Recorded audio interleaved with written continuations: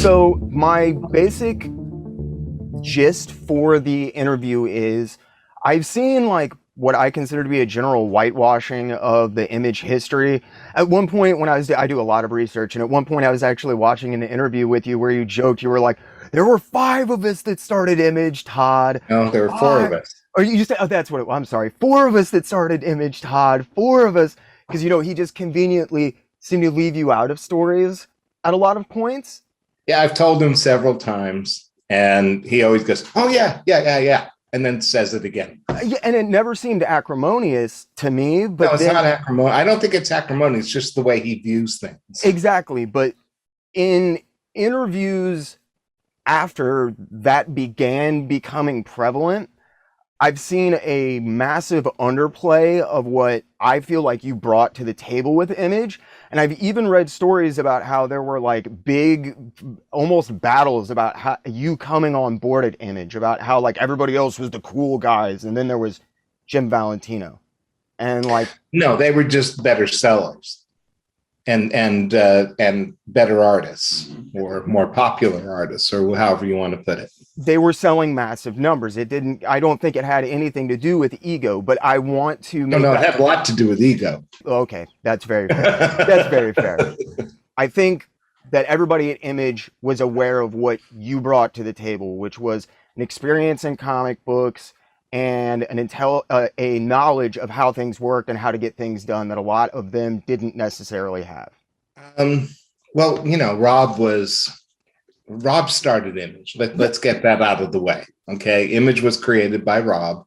Rob designed the Image Eye. He gave Image its name.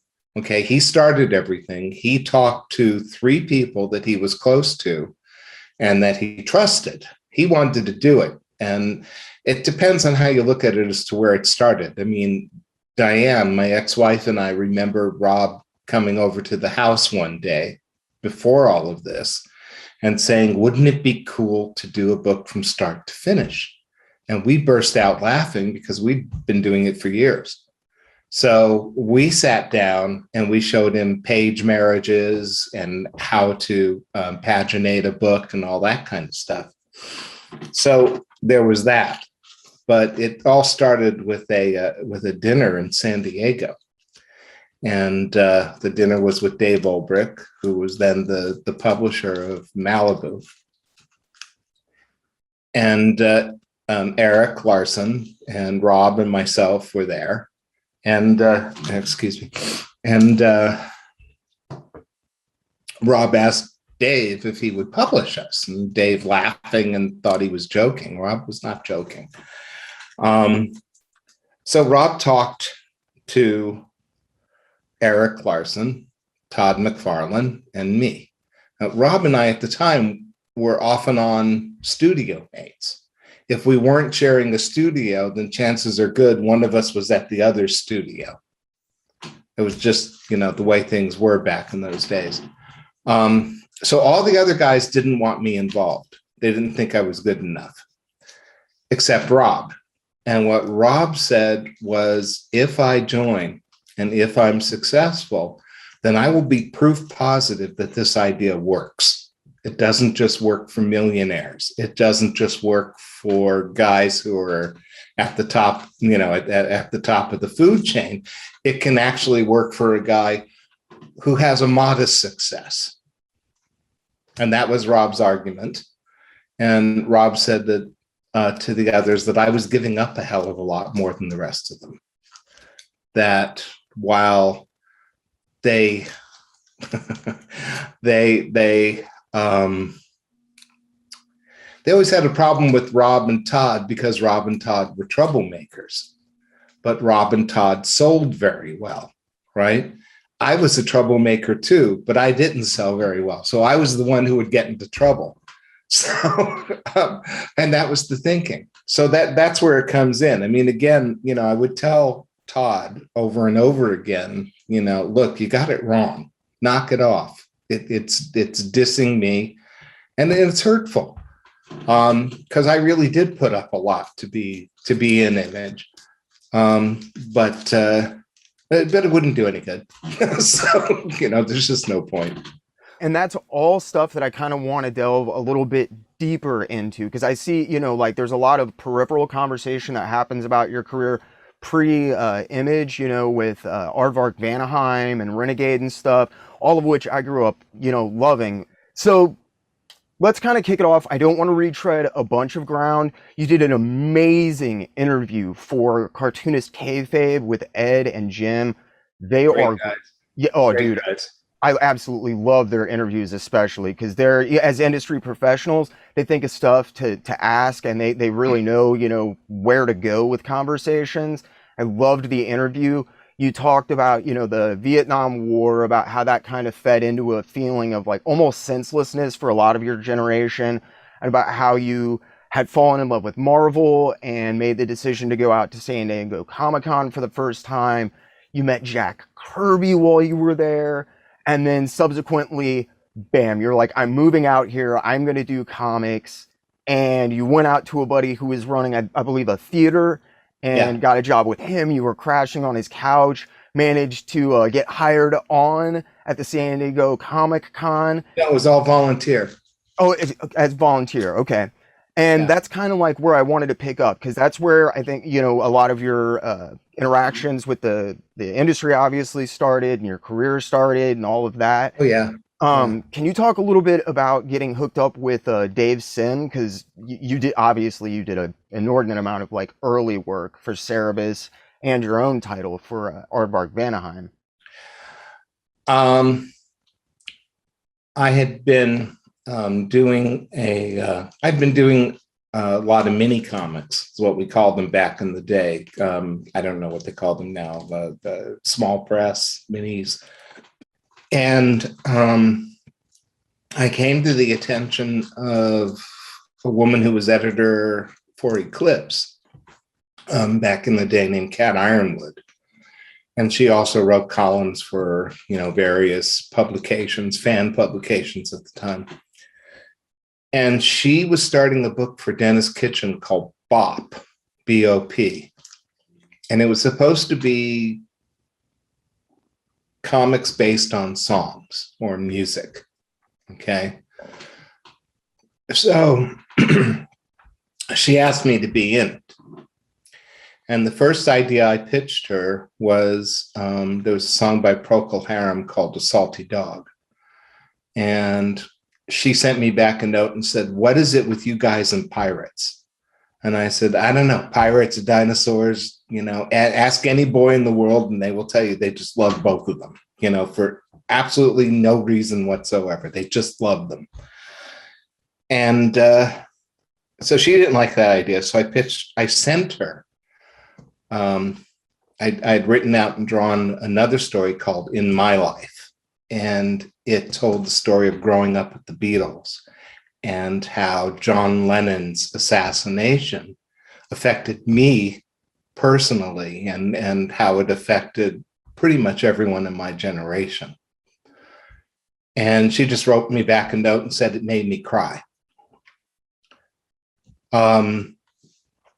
So anyways, Bop got canceled with its second issue. So I had the story, didn't know what to do with it. So I sent it to Clay Garrity's, who was publishing a bunch of small press books at the time. And he was a mentor to an awful lot of guys who were trying to come in or come up during those days. Par Hallman, Dave Miller, just tons and tons of guys. So right around this same time, Dave and Denny, they were married at the time. They were doing a tour across America to promote Cerebus. So Clay told them they should look, and they were doing a backup feature in the back of Cerebus, a 4-page backup feature called Unique Stories. So Clay told them, you should look at this guy, this guy, this guy, and this guy. And I was one of those guys that he recommended. And then he told me I should send that story to them. It was only 4 pages, so I should send it to them. So what Denny told me later was that my package arrived the same day that she opened up Clay's package. So she saw the story twice. She said she walked it over to Dave and said we should publish this. It appeared in Cerebus 50. So shortly thereafter, she called me up and said, if you think about doing something, think about doing it with us. And I went, wow, that was a big break for me. Okay. Cerebus was very popular at the time and everything. So, but she also warned me that Dave was a bit concerned because my stuff was salacious, which is kind of weird because I never really did sexual stuff. But she said that Dave was afraid I'd get them into trouble because I excel at that. So, so I had this friend in town named David Clark. And David, he was good. He was one of the original Comic-Con founder guys, okay, with Scott Shaw and John Pound and a bunch of other high school kids. So Dave had this idea he had told me a while ago called Tales of the Innocent Bystander. And I was living in a part of San Diego called Normal Heights. And somehow or another, the two gelled for me. So I asked Dave, I said, can I use that idea? Here's what I have in mind, but it's based on your Tales of the Innocent Bystander. If he had said no, it wouldn't have happened. But he said, yeah, sure, I'm not going to use it. I went, okay. That turned out to be Normal Man, which was about as innocuous a thing as I could possibly think of doing. But I considered moving to Aardvark Vanaheim a big break. So I wanted to get in. So there you go. That's how that happened.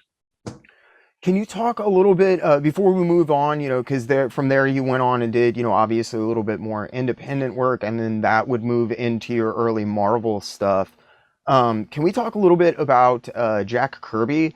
Because there's an interesting fact that is kind of almost like an urban myth. I read a lot of different reasons why it never happened.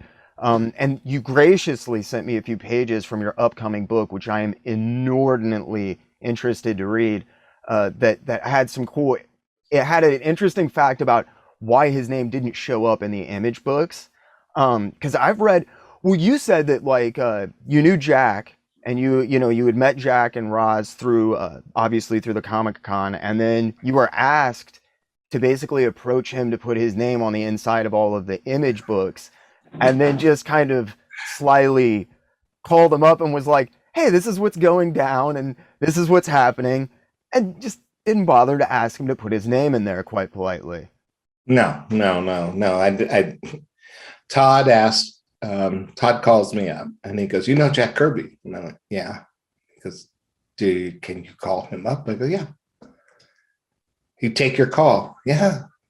So he goes, look, I want to do this. He says, I want to put, like the Marvel Comics have Stan Lee Presents in front of the credits or in front of the book title.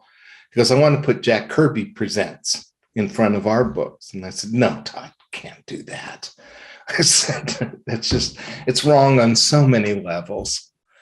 And I said, but I'll call them up and I'll tell them what we're doing if you want me to do that. And he goes, yeah. He goes, do that. He goes, what do you think they'll say? And I said, I think that they'll approve of it. I think. So I did. I talked to Roz and told her who I was. Oh, hi, Jim. How are you? Very much New York Jewish grandma, mom, The funny thing is I never ever went to their house. I always considered that an intrusion, that I wouldn't intrude on them. And even though they were very gracious and generous people, which they really were, I just couldn't. I wouldn't do that. I just wouldn't impose on, their home where their children are and stuff. It always just seemed wrong to me. Other people didn't have a problem with it, and that's okay, but I did. So anyways, I told her what we were doing. And she went and said, hold on, I'm going to tell Jack. So she leaves and she comes back a few minutes later. And she said, I just told Jack, and he says, God bless you, boys. And she was almost in tears. And she said, whatever you guys want. And I said, well, we'd really love to do something with Jack. And she goes, okay, get something together and give us a proposal. Which she said at that, which I'd forgotten completely about. But while I was researching the timeline, I looked at, because I took contemporaneous notes during all that time. So anybody who has a problem with my timeline, I took contemporaneous notes. Okay. So, I mean, they're in black and white, and eventually they will be given to someplace as part of the archives. I don't know where, but at this point, but there's a couple of opportunities, but there's a lot of contemporaneous notes. Some of them don't put image partners in a good light, which is why they're not public, but there you go. Anyway, she called us the Image Boys. And I think she was talking about Rob and his guys more than anything, because they did go up and visit several times. And she called us that for the rest of her life, you know, which was kind of nice. I mean, it was sort of like, you know, getting, it was very much getting approval from the king, you know, and you know, and his queen. So that was neat.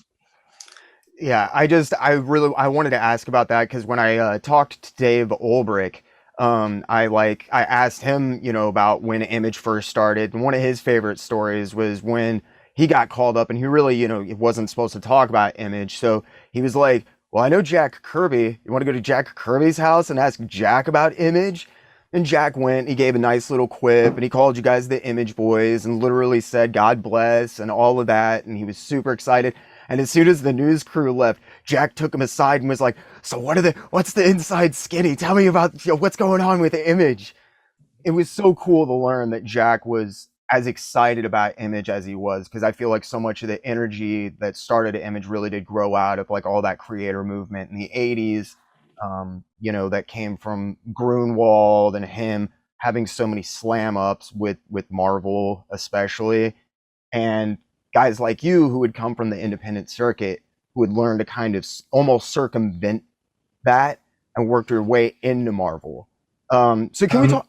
Sorry, go ahead. Grunwald was always a good guy, I thought. You know, I think one of the things that appealed to Jack and Roz was that we told them that they will own their own stuff. And indeed, he did a book for Rob. Rob funded it, called Phantom Force, right? And he got everyone to ink it, except me, because I don't ink superhero stuff. I only ink funny stuff.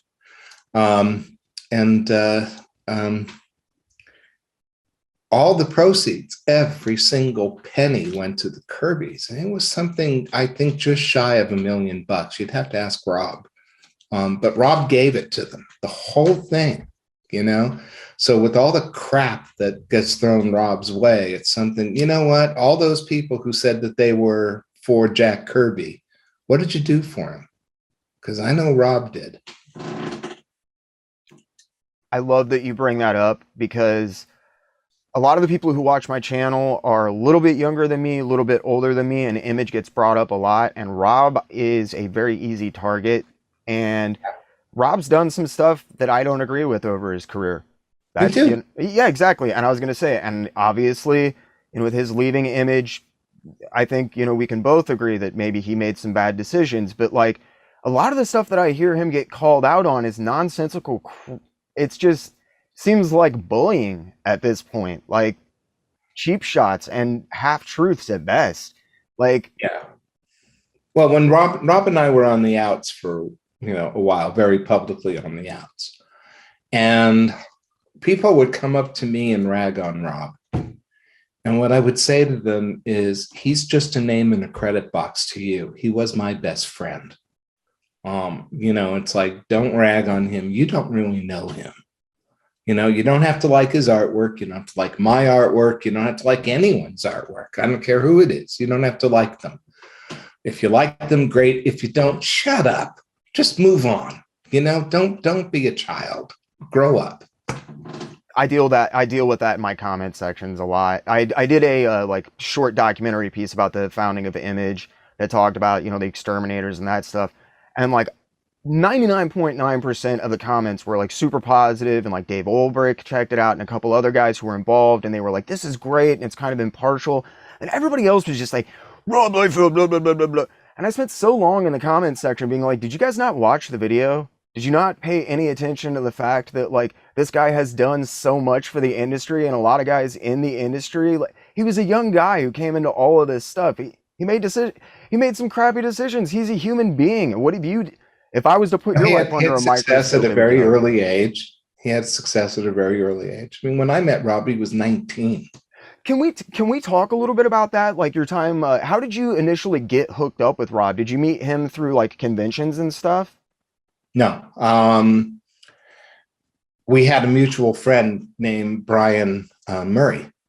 Brian was the artist on DC's Young All-Stars, and eventually became the artist on Supreme, the very first artist on Supreme. So I knew Brian. I'm not sure how I met Brian, but anyways, I knew Brian, and Rob knew Brian, and Brian thought it would be a great idea to put the two of us together. Now you have to remember, I'm the oldest Image partner. I'm the oldest Image founder. All right, I was then, and I still am. And Rob was the youngest, although now, he was the youngest Image founder. But we got along great.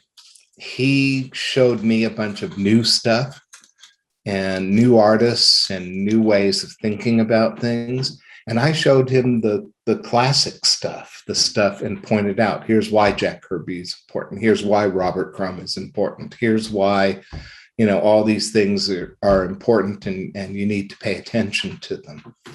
So it was kind of this mutual back and forth thing with us, but that's how we met. During the 80s, you worked on some really cool stuff. I loved Renegade, like your stuff from Renegade. It's just, I love that stuff. Classic. How did you move from that into Marvel? You've referred to yourself as kind of a troublemaker several times already in the interview. And Marvel's kind of notorious, for not kind of having good gatekeepers. So how did you find yourself making your way into Marvel? When I met Rob, I think I was still working in animation. That may have been where I met Brian. But I think I met him before then. I think Brian actually pulled me into animation. I worked at Marvel Studios. Marvel had an animation studio in the 80s. So I worked on shows like The Real Ghostbusters and The Defenders of the Earth and a few things like that. And I've never been an either or kind of person. I'm as equally influenced by Robert Crumb as I am by Jack Kirby, by Vaughn Bodie as I am by Steve Ditko, and on and on and on. So the animation work was drying up. The independent comics work just wasn't enough. I had a large family. And Brian and Rob were both targeting, mainstream comics. So I used them a lot to bounce off of as I was changing my style. And Dave Olbrich and the people at Malibu were giving me shots on covers and stuff like that. And I did some work for Dennis Maloney and Heroic Publishing.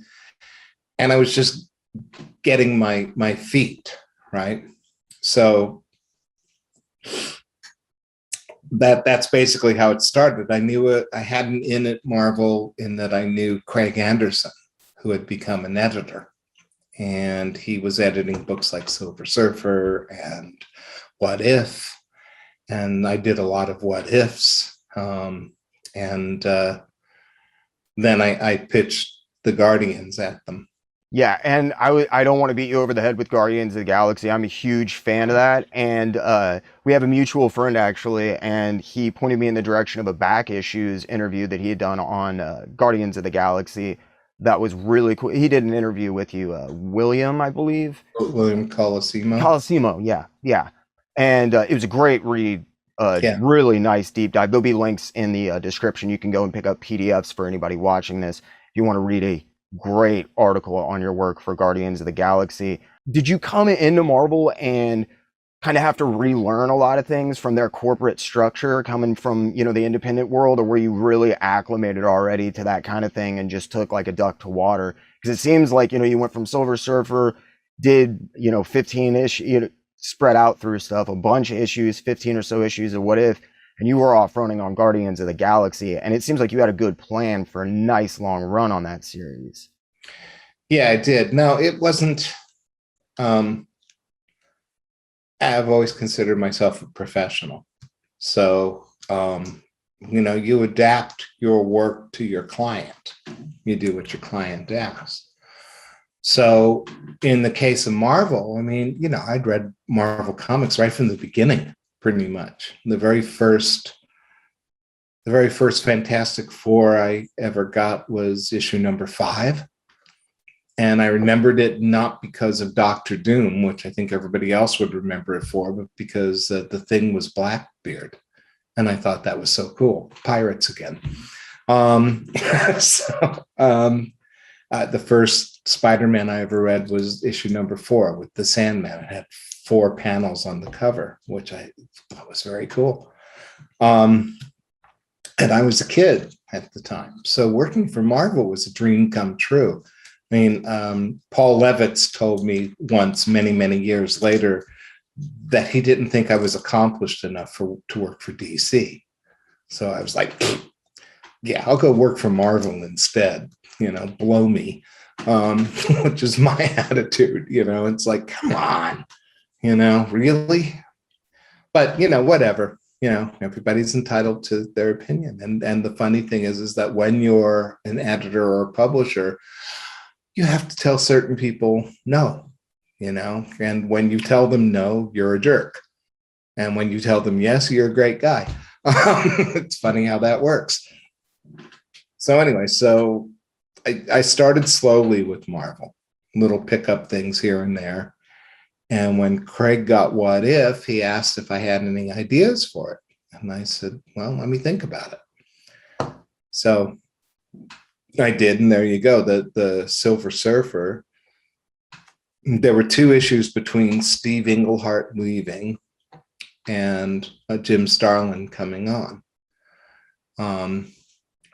So he asked if I had any ideas for that, and I said, I don't know. Let me think about it. And I said, give me a couple days, and I pitched 10 ideas at him about what I would do.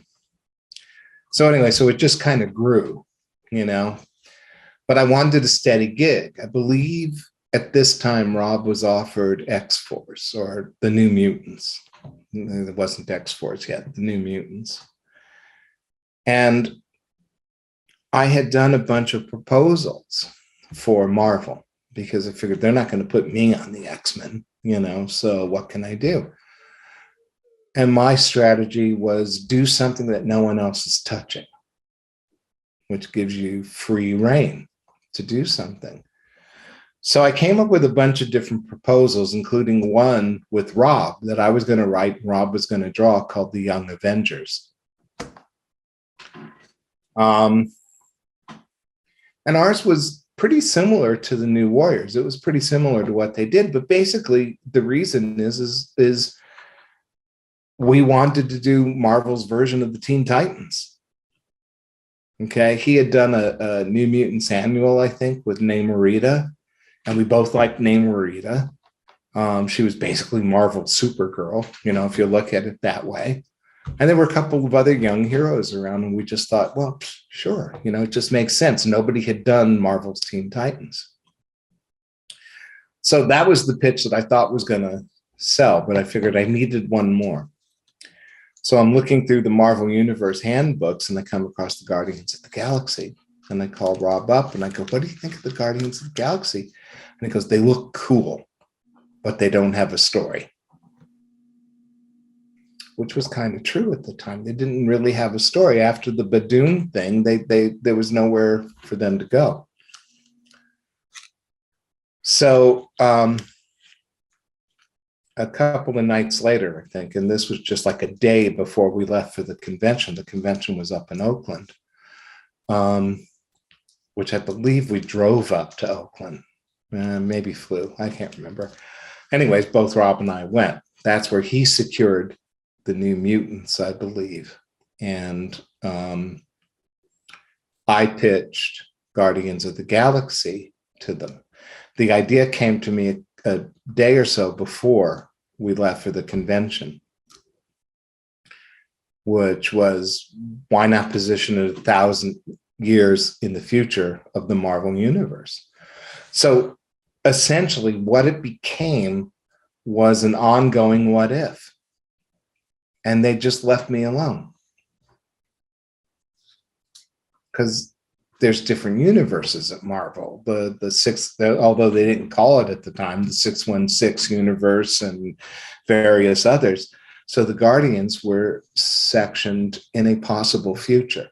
Being in a possible future, they had absolutely zero effect on anything that was going on now in current Marvel. And they only told me no twice. And that was it. Wow. That's impressive. It was really kind of neat. Yeah. I mean, they really just let me off and let me do whatever I wanted to do. That's awesome. I grew up reading What If is one of my favorite series. So that's really interesting that you're kind of like, it was almost a what if in that sense, because I know the multiverse almost built off of a lot of that stuff as Marvel went on. So that's really cool. Yeah, now a lot of people are going to know it because of the TV show that is upcoming, and it's a great concept. I know some people put it down, but it's like, why? This is a cool concept. It's like, what if this happened? What if this was different? And it's a great concept. Thank you, Roy Thomas. He's made so many contributions to comics. So with Guardians of the Galaxy, I do a lot of, as I said, I try to do a lot of research, and I was reading an interview you did on for a magazine called Comics Inside, and you were still working on Guardians of the Galaxy at the time, and Image had become a thing, but I don't think books were actually out yet. And Eric Larson is also interviewed, and both of you guys talked about like having a continued relationship with Marvel as Image began, and obviously that kind of quickly soured, and I got the feeling that was, obviously all on Marvel's part. Can you talk a little bit about that kind of that transition and the fallout of Image? Because there's that infamous meeting that happened, with McFarlane and Liefeld and Lee and stuff, but you weren't even at that meeting. So no, neither was Eric. Yeah, I was just curious what the fallout for you was like, with you and Larson. So I can't speak to Eric, what happened with Eric. I know Rob wanted to continue too. The three of us wanted to continue our Marvel books. I told my editor we were not getting along at the time. And I think there was a lot of friction just internally because of Image, because of what they saw. So I said, look, I'm deluged right now. There's just so much I have to do. But I want to finish my story. Can I just take over writing and let somebody else do the drawing? And I think Kevin West was coming up at that time, and I thought he was pretty good. So, I didn't mention Kevin, but I would have been happy if Kevin had done it. And he said, no, why don't we just cut bait? Okay. All right. And I assume the same thing happened with Rob, and the same thing happened with Derek, I assume. I worded that poorly. I don't want you to speak for anybody else. I'm curious about your career. Yeah. No. It's okay. It's okay because it all happened, simultaneously. I mean, we were all kind of there at the same time. Yes, but your experiences, I think, were very different. And I think the fact that, you weren't at that meeting and that, McFarlane was very outspoken. He's always been an outspoken guy. Liefeld, outspoken guy, very outspoken guy. Liefeld, and Lee, who was at that meeting and veritably says nothing of any worth ever in interviews, being the consummate businessman that he is, never to offend anyone, like has even admitted, like, I was totally freaked out at that meeting. I did not But yeah, he know. did not know what he was walking into, I don't think. And it's not so much that Jim's a businessman, it's just he's not the troublemaker that Todd and Rob are. Look, here's the thing about Image's formation. Rob started it, but Image would not have happened if it wasn't for Todd. Todd was the salesman. Todd was the guy who Rob built the car, Todd built the engine, and there you go. That's really, really true. So it was, Todd who did all these things. And, of course, typically for Todd, he didn't tell either Rob or Jim what he was going to do. He just did it. And so I think Rob was kind of used to Todd at the time, but I don't think Jim was. I don't think Jim really knew what was going to happen there. I mean, and even Liefeld has said in interviews over the years, like, he knew that McFarlane was going to say something, not that, though. He was like, wow, okay. Yeah. And the thing was, in the early days, Todd was very militantly anti-Marvel. And all the rest of us got painted with that brush. But if you look back, I don't see Rob, Eric, Mark, Jim, or myself saying anything anti-Marvel. None of us did. Not from my recollections, never from any interviews that I've read. And the only time that I've ever heard, because like some people like bash on, Rob and Heroes Reborn in general and Wildstorm moving over to DC, and they're like, they're violating Image's, original treaties, or like no Marvel, no DC. And I was like, dude, no, that was Image, never it. Yeah, that was a McFarlane thing. McFarlane said that was never it. And also, give you and them hopefully a little bit of insight. There's no such thing as a sellout. You can't sell yourself out. It's impossible. You need to do what's good for you, what's right for you, what's right for your family, what's right for your career. And regardless of that, you don't have to live up to anyone else's expectations of who you are or what you should be. You only have to live up to your own. And that is something that people, especially non-creators, especially wannabe creators and fans, need to get through their head. There is no such thing as a sellout. That's a very, very, very valid point. I think there's a big difference. We're moving into cancel culture, but my generation was very much into like painting everyone as sellouts and, oh, they work for Marvel and others. I got called a sellout at every single juncture. When I went from new wave comics to alternative comics, I was a sellout. When I went to alternative comics to mainstream comics, I was a sellout. When I went from Marvel to Image, I was a sellout. And I was like, really? I'm going to do what's good for me. Okay. And if that doesn't meet your expectations, you're the one that has a problem, not me. That's a very wise way of putting it. And I think, like you've pointed out in interviews, I wasn't going to beat you over the head again with it, but you brought it up in interviews where one of the points that was brought up to anybody in opposition to you joining Image was that, hey, this guy's giving up a lot more than anybody else. Like, he's taking a big chance making this move. We're selling millions of copies. Like, we know there's going to be, X amount of people. Like, Jim is really stepping out on a limb here. And that makes you the complete opposite of a sellout to me. I don't even understand how one can take that mindset. Well, nobody is. Like I said, no one is. As long as you're doing what you need to do, then you can't be a sellout.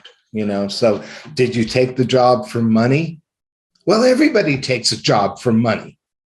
Think about it. I don't know why, and I'm not sure that it's fans necessarily, or if it's people that want to be in the business, but everybody thinks that for some reason or another, you have to live by a different standard than everyone else. If you're a professional, this is your job. This is how you make your living. And to get a better job, to raise your profile, to do anything like that is perfectly valid, just like it is for anyone else in any other kind of job. Now, is it an art form? Absolutely. Do we love it? Do we take it seriously? Absolutely. But it's still a job if you're a professional. This is how you put food on the table. This is how you put a roof over your head. So you're leaving Guardians of the Galaxy, Image has started, you're moving into there. Can you talk a little bit about, I don't want to like get into Shadowhawk and an inordinate amount. He's been a really lasting character. A lot of people love Shadowhawk. I think he's a really interesting creation. I was just curious, was that something that you kind of pulled off of the shelf and it had for a while when Image started to materialize, or was that something that you cooked up heading into Image? Kind of both. I'd had it for a year or so with a different character, Archie's Fox. But when Image started, I wasn't real sure what I wanted to do. I had like several different ideas. I had Shadowhawk was one. I had a character called Clone. I had the Pact, which was a group. But Mark and Jim and Rob were all doing group books, and only Todd and Eric were doing single character books. And for reasons I don't recall at the time, I decided, you know what, there's 3 groups and 2 single guys, and Shadowhawk just seemed to be developing itself quicker in my head. So I just, okay, I'm going to do Shadowhawk. And that meant there were 3 and 3, which when you look at it is really kind of strange because Eric, Todd, and I did not have studios the way Mark and Jim and Rob did. Also, Eric, Todd, and I were pretty much on time the whole time. They were not. We all got painted with that brush too. Image books are always late. Ours weren't. Theirs were. They wanted to go out on the Deathmate tour on a bus touring the country. We were all like, yeah, no, we're going to sit down here and do our books because that's what we're supposed to do. So very different heads on and if you look at it, that split is really easy to see. And Deathmate, I think, brings it to the fore. That's really interesting. My next video, I do like mini documentaries for the channel, and my next video is actually Deathmate. And really? Yeah, and kind of how Rob gets painted is the reason that the comic implosion happened and all of these stores closed is all Liefeld's fault. Well, no, I mean, it's the Yeah. fault of speculators. Here's the thing about speculators. It's like walking into a restaurant and ordering everything on the menu and then getting pissed off at the kitchen that you couldn't finish it. That's what speculation is like. About Deathmate, the thing you probably don't know is that we had a meeting about it. I do actually. I found you guys talked about it a little bit in Image Revolution, I believe was the name of the book. No, that's the name of the documentary. You guys did a wonderful book for Tomorrow's Publishing that collected a bunch of interviews, and there was the only quotes that I found from you or Eric Larson. I was just going to ask you, like, from what they said, you basically were like, nope, I'm out. That's it. I just don't want anything to do with this. Is that true? Yeah. Jim and Rob, I believe, brought it to the table. And Wills joined in with them, and as did Mark. Todd's feeling was that we should never give a foot up to a competitor. That's the way Todd thinks, okay? And it wasn't so much that Valiant was a strong competitor, but people were pushing Valiant over Image. Like Wizard, for example, was pushing Valiant over Image. So that's the way Todd felt. Eric hated the Valiant characters, just hated them. Okay. He thought their books sucked. He thought they were terrible characters. He made no bones about it. And I think if you find interviews with him during that, because Eric's that way, you know, I mean, he will not make any bones about it. And I was right in between the two of them. I didn't like the characters, and I thought, no, why would we, you know? And Valiant had a thing which was true at the time. They were on time all the time. Meanwhile, our three worst guys, and Wills, you know, who took over a year to get his book out, they were going to go into partnership with these guys. It's like, no, on every single level. But one of the things we did, because usually if we had a disagreement, okay, between the body politic, we would just table it. Not have a fight, not do anything, just table it. In this particular case, we just said, yeah, go ahead, do it. We're not going to be involved. Don't involve us. But if you guys want to do that, we don't care. Just don't involve us. And that's really what happened. Awesome. I just wanted to double check my facts because that's what's in the video. It's editing right now, and I was like, please, Lord, do not let that have been some BS. No, it's absolutely true. You are dead on about Erik Larsen, who called the company like, why would we be involved with a company that puts out shit? There are shit characters and shit comics. It's like totally Eric. I was like, absolutely no filters whatsoever. He speaks his mind. I will give him that. Yes. I've always loved Larsen for that. So can you talk a little bit about the transition for anybody who's not familiar with Image? You guys started off publishing through Malibu, and then very quickly sales were doing quite well enough that you guys got enough money, moved into publishing yourself. I know Malibu had the infrastructure that we lacked. I mean, don't forget, we had all just been working for Marvel, okay? So Malibu had infrastructure. They knew how to deal with the printers. They knew how to deal with the distributors, and there were multiple distributors at the time. They had an actual office. We had to build up our office. It took us a year to get everything together. And then after that year, we started on our own. Yeah, that's what I meant. You guys kind of just, use them as like an interim to moving into doing everything yourself. They already had it, like you said, they already had an existing infrastructure as you guys built the financial income and had the time to actually build the structure of Image and move forward. I was just curious, I know the transition for some people was much more difficult than others. And I was curious what the transition was like from Malibu over to doing for publishing Image on its own for you, who had come from more of an independent background than some of the other guys, and I think had a little bit more experience. For whom do you think it was difficult? Well, I've heard that, Rob Liefeld has said that he struggled a lot with like the added responsibilities of running. But Rob was a kid, for one thing. You have to remember, Rob was only like 21, 22, something like that. Mm-hmm. He was literally a kid. And he had decided to have a studio with a whole built-in posse, and he took on more responsibility than he should have. I think he'd probably admit that at this particular point. He just, it was a huge, huge burden on someone that young. So there you go. But he had a whole bullpen, a whole bunch of guys that he was bringing up, it was just, it was a lot. It was really a lot. I apologize if my word choices are poor. No. Don't worry about that. It's just, I'm just going to, clear some things up. I mean, that's what the interview should do. Because I say that as well, because Jim Lee, who also had Homage and Wildstorm going at the time, has also spoken about one of the big reasons that, he eventually sold to DC and has tried to move away from that position, although he's being pushed back into it by DC, is because it was just a lot for him.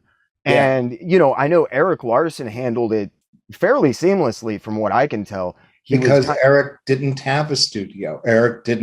All Eric did was his book, right? And that was it. The same, I had an office.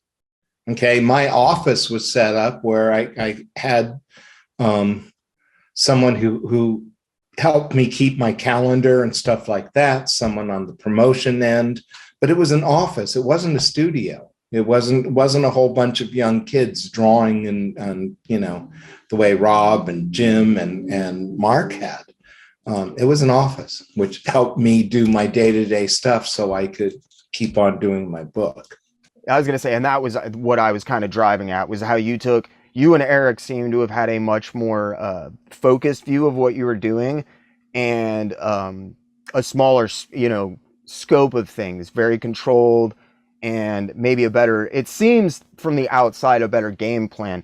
Everybody else was just young and had so much stuff going on, and you guys seem to much more coherently have made that transition. So I was just curious what it was like for you and for Image as a company at the time. It was that way with Todd too. I mean, for I think the first year of Image, he he had a room above I think it was above his garage, which was his studio, and so it was removed from the rest of the house. So but yeah, it was like all three of again. There's that contrast between, and I think that's something nobody seems to get. And nobody has ever written about it or pointed it out. There was a huge contrast between 3 on this side and 3 on that side. And if you look at it, everything was about that contrast. Everything. Interesting. Can you elaborate a little bit more about what you feel people miss there? I just don't think they put it together. They paint with a very wide brush. Okay. So they just don't piece it together that there were 3 of us who did single characters, did not have a studio, kept our noses to the grindstone, did other things besides, but we did that. And then 3 who had very large studios, a lot of responsibility. They wanted to put out tons of books, which they did. There were just a bunch of different books. And, I think it goes all the way through. This is what happened. This is why I think it was easy for Todd and me and Eric, and not so much for the other 3. It was much easier for us because we didn't have the burden of all that stuff. And a lot of people also, if I may, they take exception at Todd starting a toy company, or Jim selling his company at DC, or whatever, going on television or doing whatever. Part of what we did was to say, you're the captain of your own ship. When we set up Image, it was full autonomy for the partners from one to the next, because we realized, what do people fight about in a divorce? They don't fight about the toys. They fight about the money. If we're fully autonomous one from the next, there's really nothing to fight about. Okay. Now that said, because the rumors have always been that all of our meetings were, we couldn't barely stand to be in the room with each other. Not true. We laughed a hell of a lot because everybody in the company is pretty damn funny. And we promoted that we couldn't stand each other, because then, Marvel and DC were like, oh, they're going to break up. They're going to break up, I wish I had a nickel for every time we were going to break up. I'm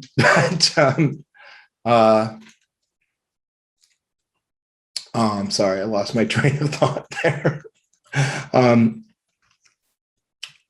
The Image meetings weren't, aggressive. You guys kind of...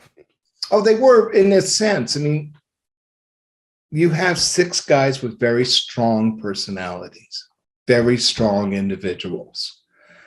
The thing I think that worked is that we allowed one another to be individuals and to follow our own path. So you want to start a toy company? Okay. Doesn't affect me in any way. I have nothing to do with it. I don't make a dime off of McFarlane Toys, neither does any of the other guys. You want to sell your company to DC? Okay. Wish you luck. God bless you. We'll miss you at meetings. It's perfectly okay. All these people have an idea that we are somehow not doing what we set out to do. No, that's exactly what we set out to do. That's exactly it. 100%. We just aren't living up to what you guys think we should have done. And you guys have every right in the world to form your own company and do what you think you should do, which we always said. Fair enough. Yeah. Fair enough. I like the fact that you point out that a lot of your guys' meetings were, even though, there were obvious discussions going on, such as Deathmate, where, half of you guys are like, yeah, no, not happening. And the other half are like, yeah, sure, let's do that. But it doesn't seem like there was ever like an inordinate amount of stone throwing or anything. It's nice that you bring up that you guys laughed at those meetings a lot. That it was kind of that way, that it, you guys were able to communicate and see each other. Go ahead. But it's not that we didn't argue with one another, okay? Because we did. I mean, you can't put strong personalities into a room and expect them to, everything to be hearts and flowers. Not going to happen.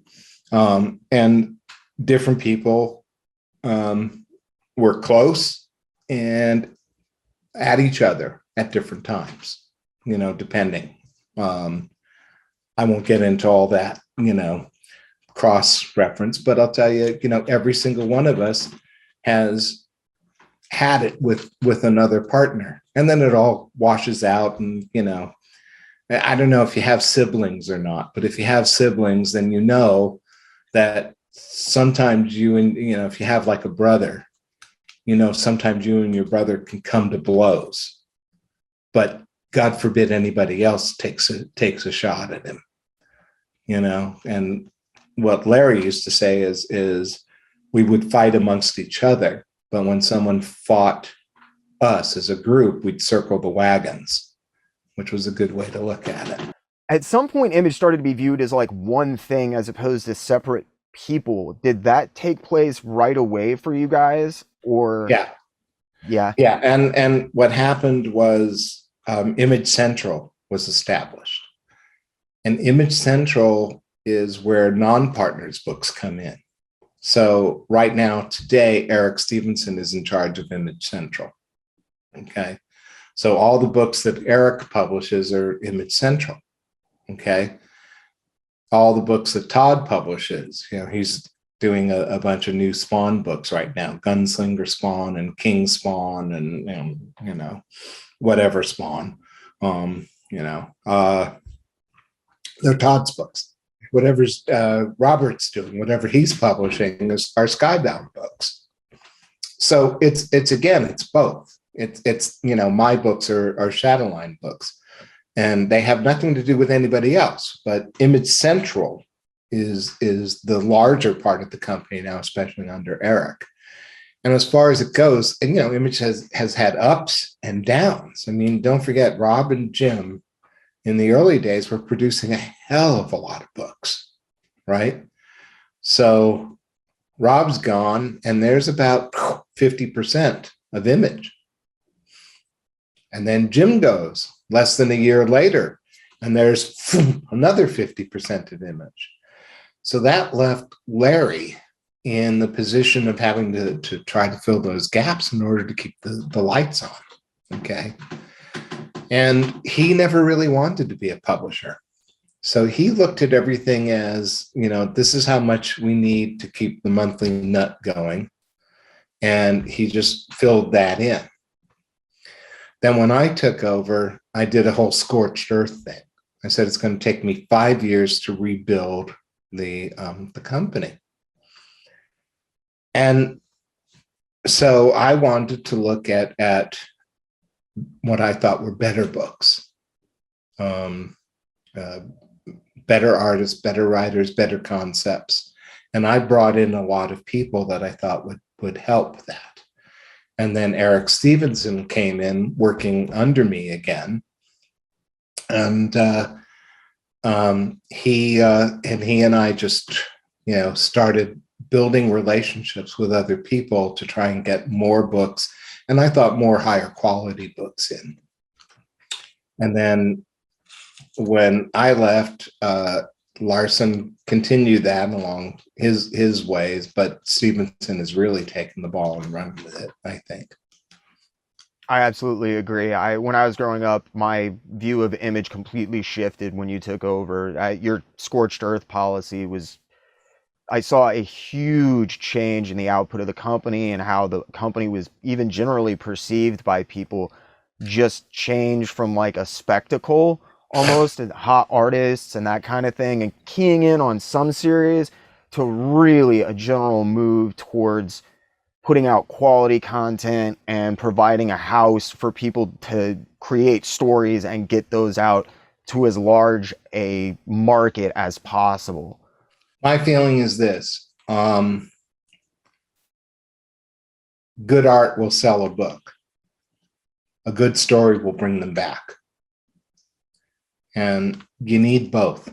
This argument about, which is more important.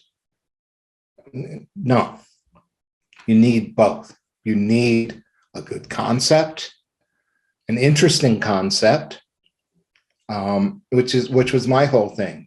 Tell me a story. Tell me something I haven't heard before, and it still is today. That's my whole criteria.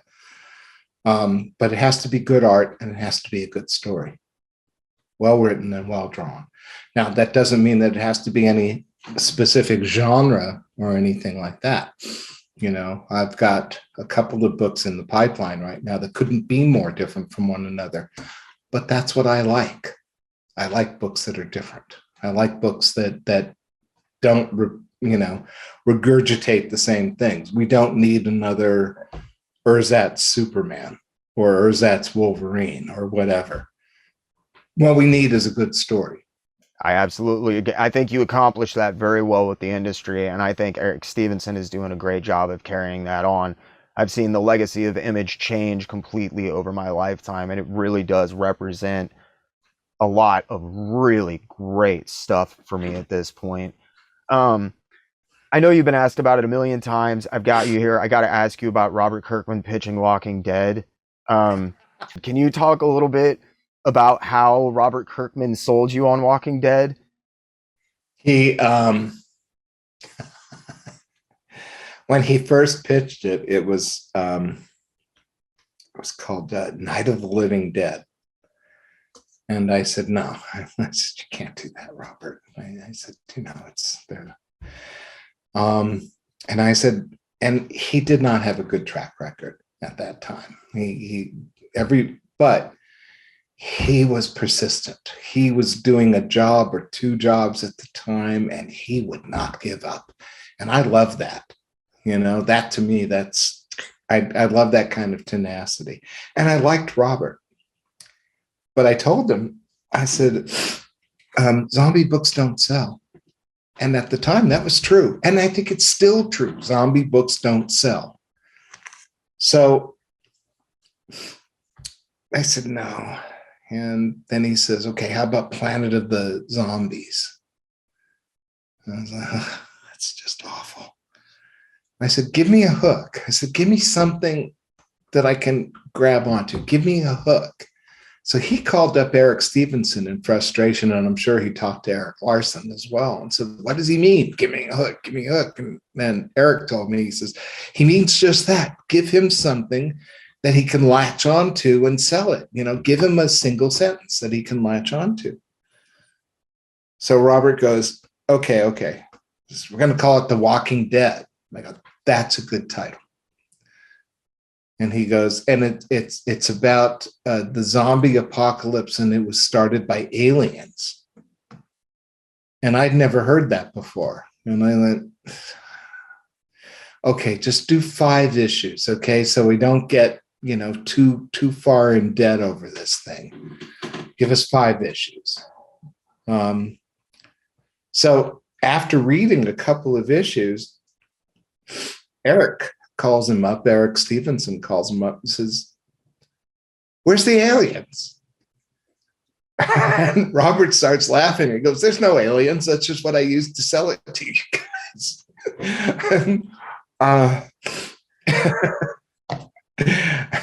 and we both laughed, and the book just started taking off. But had he said to me, it's a story about a father and his son living through just an impossible situation, it would have sold. I would have bought it immediately. I would have said, that's a story. That's a good story. Because I have kids, and I'm very, very close to my son. We've always been close. So, yeah, that would have worked. But he didn't do that. So he loves telling people that I turned it down 3 times, But what I turned down 3 times was a half-baked concept that he wasn't honest about. So there you go.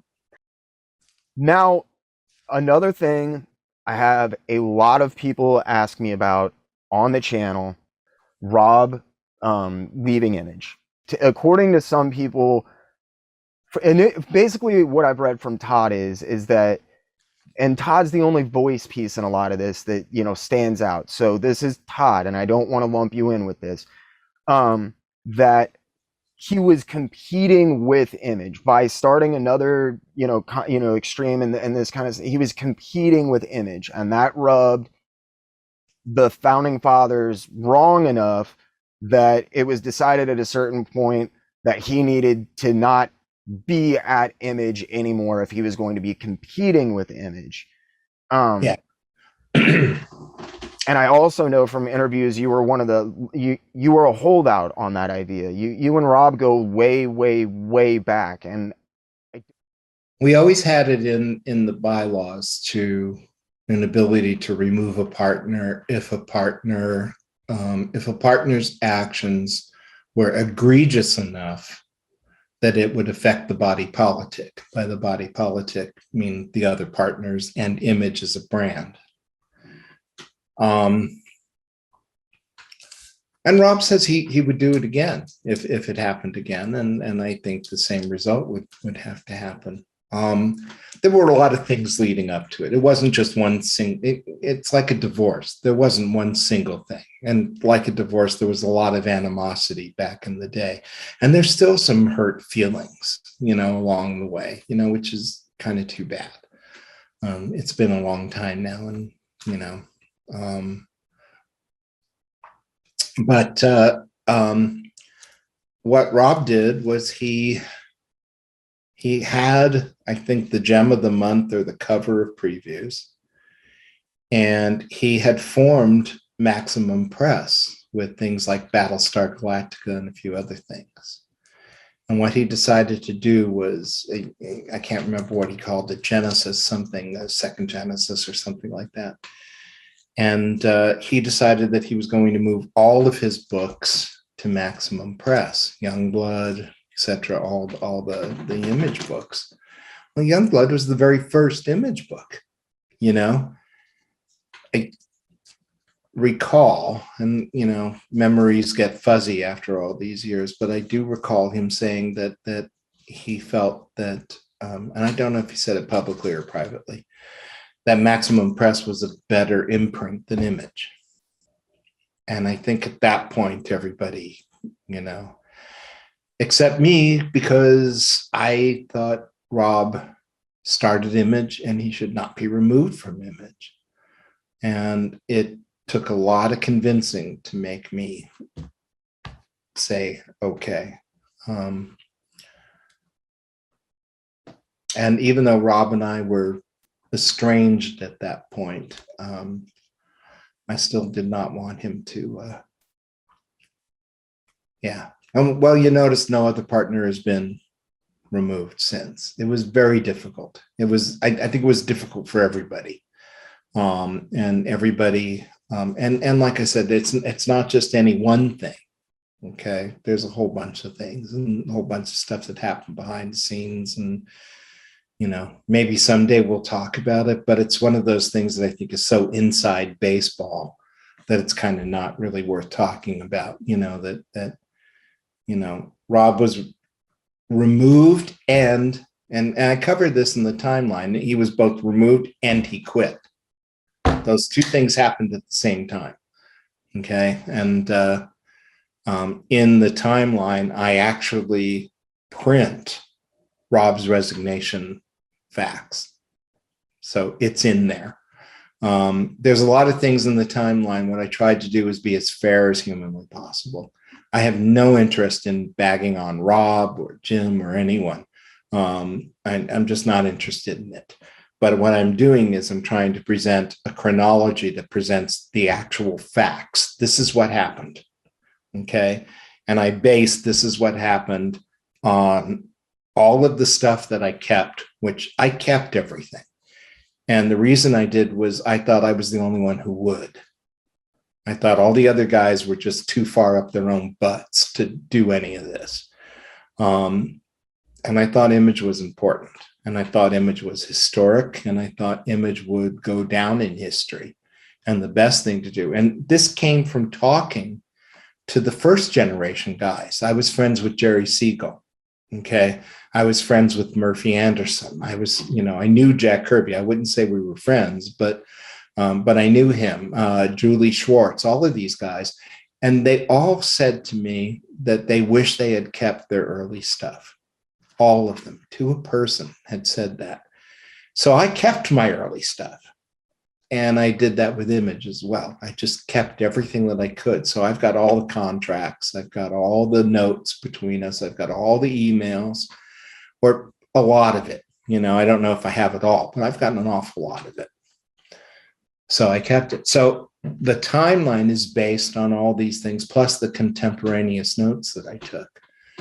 And hopefully it will clear it up once and for all. Now, I'm sure there are things that I've gotten wrong, right? And stuff like that, which it just happens. There's stuff you miss, or you disremember, or, blah, blah, blah, or somebody has an argument with, and I'm open to that, and I'm open to making it better. But what I've got is the most definitive version of the history of image. I am beyond excited to read this book. This is one of the big reasons that I wanted to set up this interview and talk to you. It's because there's so many, basically urban myths about image and the timeline and how things happen. So it's really awesome to hear that there will be a book coming out to clarify and offer up a more definitive and comprehensive view of those things. Would you like to talk just a little bit about that? We've brought it up a few times. It's going to come out February 2022. That is the 30-year anniversary of our very first public meeting. Okay. It starts at Marvel. It starts with Todd and Rob and Jim breaking all sales records. It starts with Rob's Executioner's ad that he ran in CBG. It starts with that dinner with Dave Olbrich that I talked about. And it ends, hopefully, I'm having lunch with Stevenson tomorrow. So it ends hopefully with February 2022. So it goes straight through the history. And it's filled with covers, scans of covers, hopefully some that are unusual or that most people don't have, photographs, Amphiria, that kind of thing. And that's in the first part of the book. The second part of the book is spreads of some of the fun things, the ash cans, which hardly anyone has ever seen, the statues, not just the McFarlane statues, but various other statues. I have what I call an incomplete list of image publications, which is 2 pages of extremely small print, just trying to get everything that I can. But I call it an incomplete list because I know it is. There's just been so many books that have been published. It's hard to it's hard to remember them all, let alone, have proof of them all. And I consulted a couple of lists and then looked them up to make sure that they were actually image publications. So, folks, the list on Wikipedia is wrong. It's just wrong. So that's what it's got in it. Hopefully a concise history through the years of the image. Awesome. And whenever that comes out, guys, keep an eye out on the channel, because obviously you will be seeing some word about that. Do you have anything else that you're working on that you'd like to talk about that's going on right now? Well, I'm doing a book with Brian Haberlin called Lighthouse, based on a Jules Verne story, Jules Verne's Lighthouse. And then as soon as that's finished, then we're going to be releasing Hell Cop. Hell Cop was a book many years ago that basically what the scientists discover is that hell is an actual different dimension. And so these hell cops are created kind of like Blade Runners, if you will, to keep the demons in their dimension and keep them away from this one. And that's basically the theme. That's the quick take of the story, which is kind of cool, because I don't think anyone's done that. I mean, there's been Time Cop and then Blade Runner and blah, blah, blah, but this takes that and puts it into hell, which isn't a mythological place. It's just a different dimension, which I think is clever. There's another book that I'm working on with two young women from Italy. And it's called A Thing Called Truth. And it is this wonderful, wonderful story about one of the main characters is a doctor, and she's just had like the worst day of her entire life, right? So she gets drunk in this bar. She makes it to her car, falls asleep in the back seat, just passes out, right? And when she wakes up, this other woman has stolen her car and is heading on a joyride through Europe. And that's the concept of the thing. And the other woman, Dorian, is following. Her brother made a notebook of all the places in Europe where movies were filmed. So they're going to visit all these things. And at first the doc is just trapped, because Dorian won't let her, no, we're going on this road trip, So, and it's really fun. It's very funny. It's very clever, and it's beautifully drawn. The acting is just wonderful. It sort of has hints of manga, and it's just wonderfully drawn. I just love it to death. And then there's another book that won't come out probably until the middle of next year called Dead Romans. And it is another thing that is just astoundingly drawn. It's,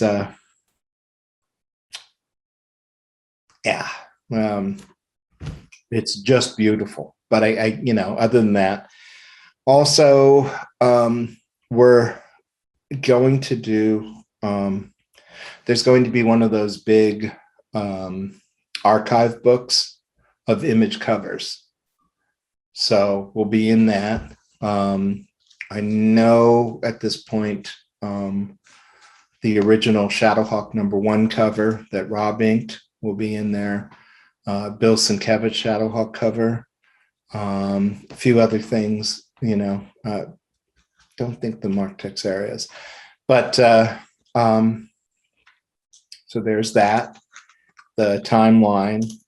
We're going to do a facsimile reprint of Shadowhawk #1 with the embossing and the foil and everything like that.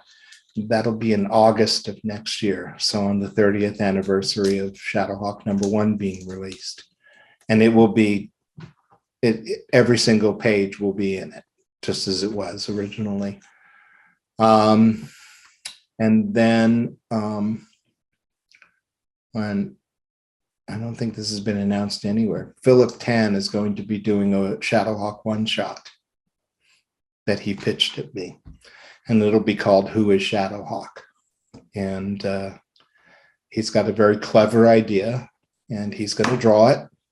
And there's that. There's a couple of other things that just haven't quite gelled yet that I'm hoping we'll be able to pull off in 2022. But, we'll see. Sometimes things work, sometimes they don't. So have we missed anything? I had a chronological plan, and I've jumped around a lot on you. And kind of the whole point of this is getting that Image story out. I'm super excited about the book because that sounds like it's going to remedy, I think, a lot of the problems with stories and that kind of stuff that I've heard. Is there any other stuff like that you think there are big misconceptions about that you would like addressed? There's always misconceptions. I mean, we've explained Image for 30 years now, and people still don't get it. The timeline itself is the first salvo. Eric Stevenson and I are talking about, we'll probably talk about it a bit tomorrow, doing a big giant coffee table book about Image. And it will have in it various interviews from the past with all of the partners and Inferior and stuff like that. And whatever corrections we get on the timeline, will be reflected in there. So it will hopefully be the definitive history book. I assume it's going to be called The History of Image. And we're basing it on the Beatles anthology, where if you've ever seen it, it's this big giant book, and they all contradict each other about what happened. So it's sort of like we're kind of looking forward to that, because that'll be really a lot of fun. Everybody will contradict everybody else. No, it happened this way. No, it happened that way, and it all becomes Rashomon after a while. It's just it does. Because everybody's memory is faulty. And everybody kind of remembers things, and it goes back to the original thing that you said about Todd leaving me out. It's sort of like, well, that's the way Todd remembers it. It's wrong, but that's the way he remembers it, and everybody's memory is faulty. Everybody's the hero of their own story and that kind of thing. What I've tried to do with the timeline is remove me from it and just present the facts as much as humanly possible. Hopefully, if I did my job right, it will explain a lot of things and get rid of a lot of myths about Image and what Image is and what Image started out to be. One of the things I've always heard is that Image started out to be a superhero company. No, it did not start out to be a superhero company. And we proved that almost immediately. The reason that the Image partners did superheroes initially was that we had seen all these superstars, and I won't mention any names, do their art projects and fail miserably. We wanted to go toe-to-toe with Marvel and DC. Now, how do you do that? Well, you give the people what they want. It's a real simple factor, okay? But as soon as you got their attention, as soon as you whack the mule across the head, then you can do other stuff. And we did immediately. We published Bone, we published Gru, we published all kinds of things that were offbeat. The Max. I mean, what the hell was the Max? It's like, what, you have to take mushrooms to understand it. It's like, so great book. It's just a fabulous, I love Sam Keith, love that book, and Sam's this great guy, just fabulous guy, great artist too. So, I mean, right from the beginning, we weren't, is Max a superhero? Yeah, I don't know. If he is, he's a superhero on mushrooms. Okay. It's like he's just out there. And we all loved it, So it wasn't formed to be a superhero company. That was just the way we started out. And you know what? It was really bloody smart, because we really did stand toe-to-toe with Marvel and DC. It was a smart thing to do. From there we could move on to other things. Sam is the reason that I learned to read. He did an Incredible Hulk 368 fill-in issue. I have dyslexia and dysgraphia, and I just couldn't read. I could not put it together, but I loved his art so much that I just pounded my brain until I figured it out. And right as I figured it out, bam, Max happened, and I am obsessed with that series. But Sam, Have the unfortunately, 3D issue? I could pull it out of the box. Yeah. Like, can I ask you? I know you guys were off doing your own things, and like everyone was kind of autonomous. But I also know there was a lot of communication that went on with Image, and you guys talked quite a bit. Do you know what happened? How Sam kind of came into Image? I've talked to a bunch of people who were at Image, and they literally said that basically he communicated almost exclusively through Jim Lee. Did he? Well, what happened was, yeah,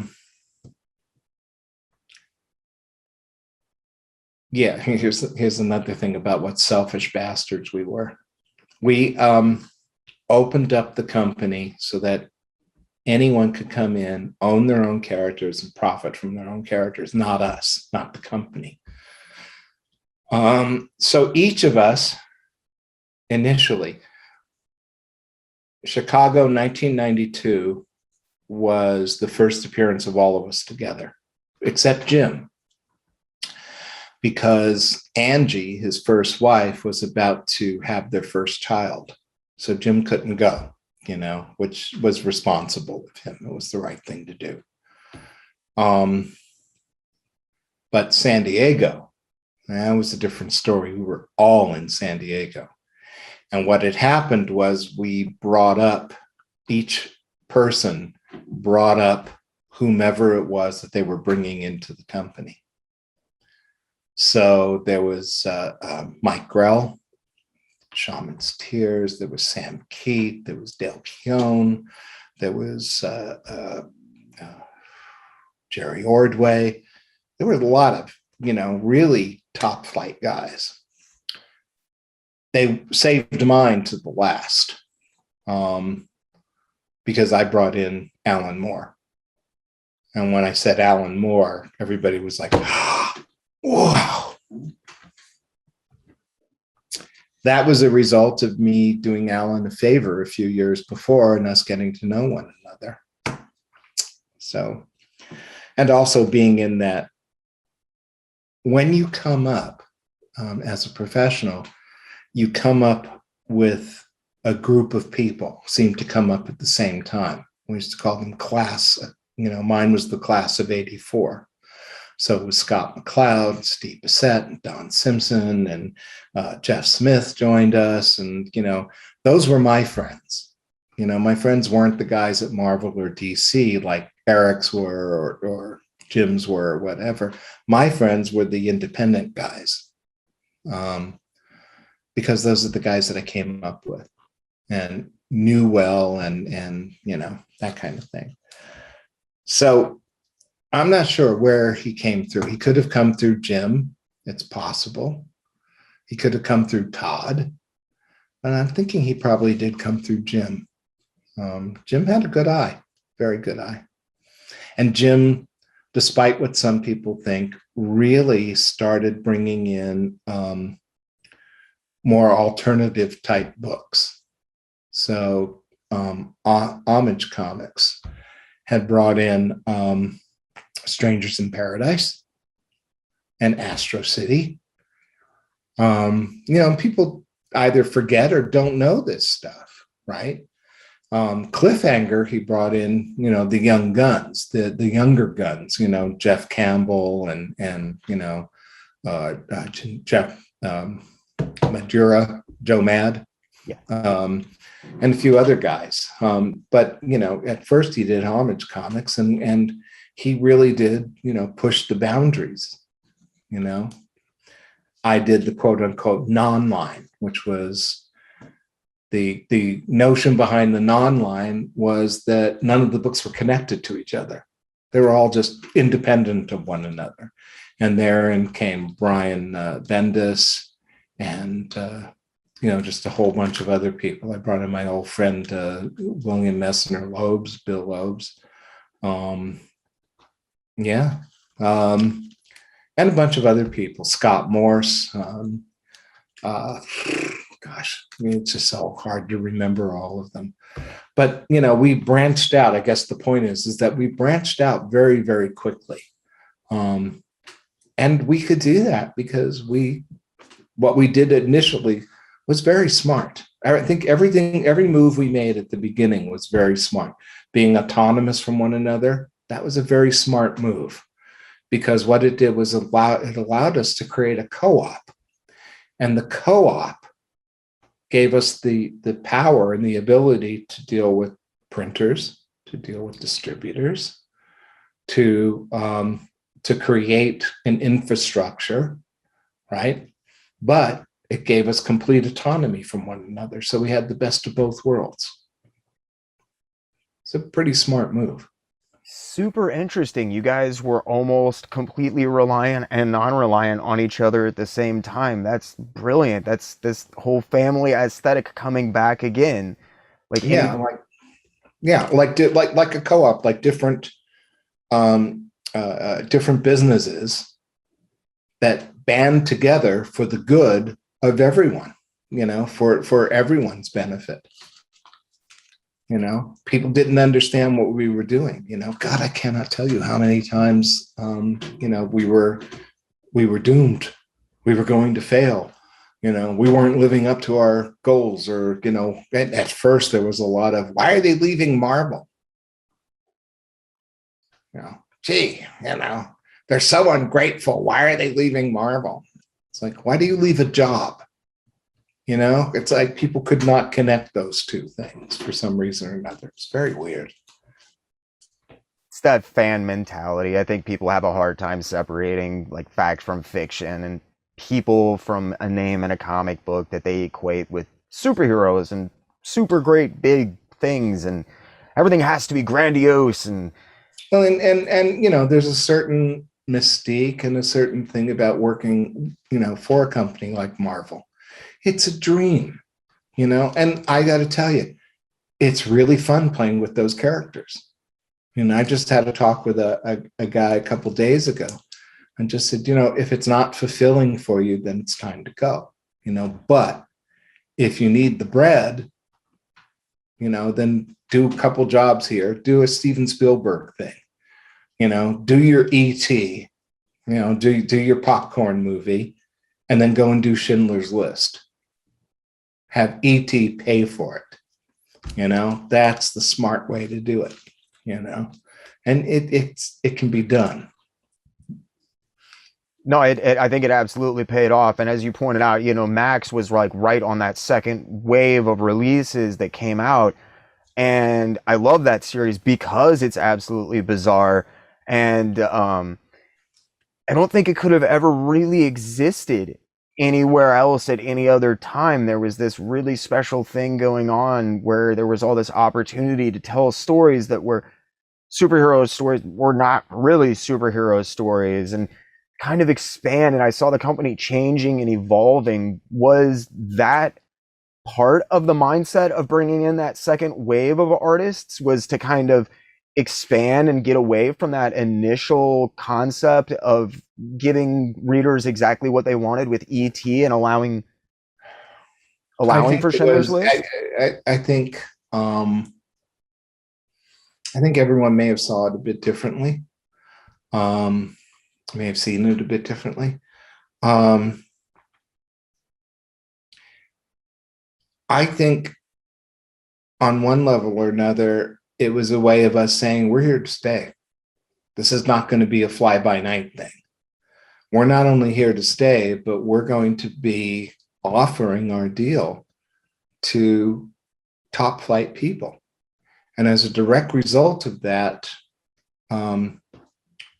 wages went up throughout the industry, both Marvel and DC. Wages went up, something we never get credit for, but it came as a direct result of what we did. Royalties went up. Again, something a direct result of image forming. Superman got killed, a direct result of image forming, even though they deny it. And you want to talk about what killed the industry? That's what killed the industry right there.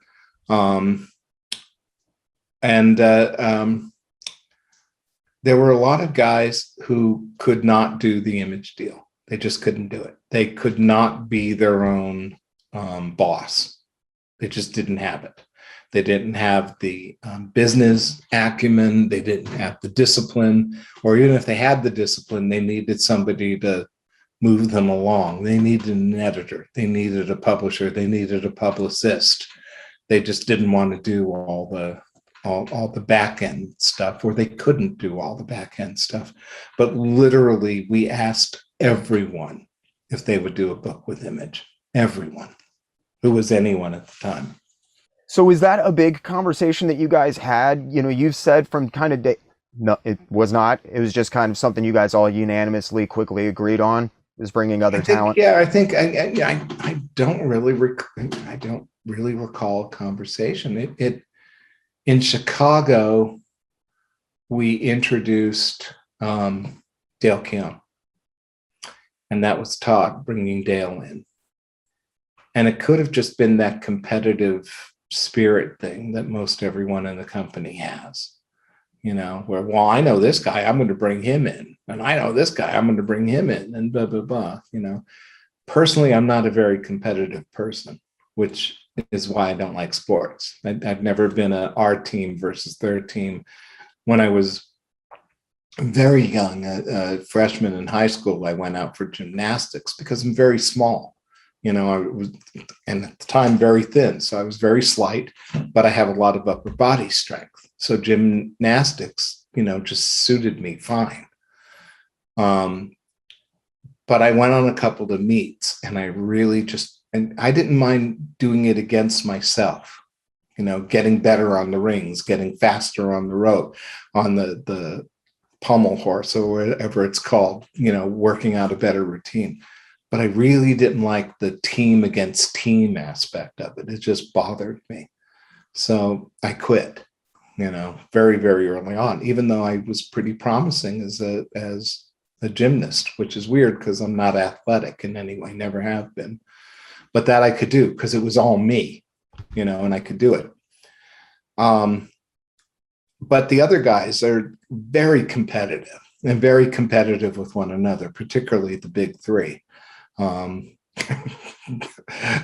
They're ridiculously competitive, you know? But I've always been like, screw it, I don't care, you know. And I think Eric's that way too, you know. He's sort of like, yeah, who cares, you know, just, you know, leave me alone, let me do my book, you know, you do whatever you want to do. But somewhere in between Chicago and San Diego, which was like only a month, I think. This just happened. It just sort of snowballed.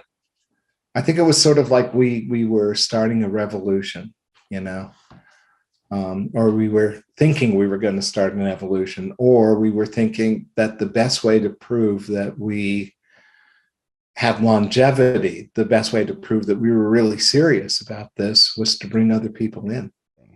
It's also very interesting to hear that you guys didn't have a big conversation about it, given like Not that I recall. I mean, maybe we did, but I don't recall that.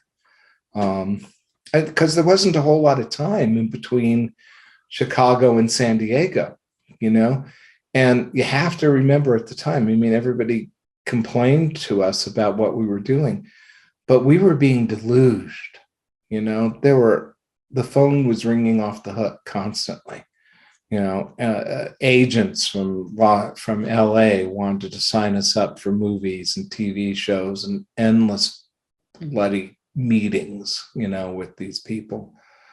I think Eric and I both got fed up with it almost immediately. It's not what I wanted to do. You know, it's certainly not what Eric wanted to do. We wanted to do comics.